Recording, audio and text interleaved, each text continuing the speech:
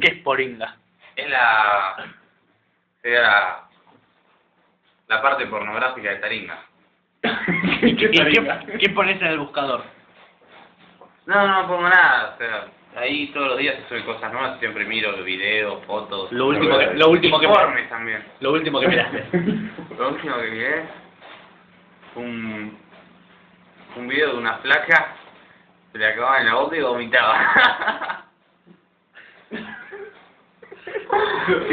¿Cuántas te clavaste? No, con eso no. Ya. ¿Cuál fue la última que te clavaste y con qué?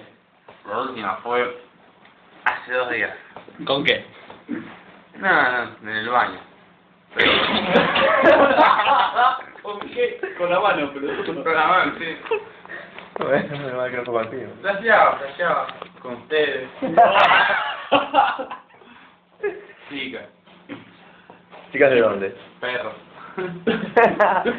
¿Chicas de dónde? Planta. De colegio, chicas de la calle. No, de todo un poco. Era un... Con la de Lurquiza, con la de Lurquiza. un recorte. Con la de Lurquiza, ¿cuántas? ¿Cuántas con Lurquiza la... famosa La de Lurquiza, ¿cuántas? de mi negocio. Claro. Con la de Lurquiza, ¿cuántas? Y sus 2 cenas.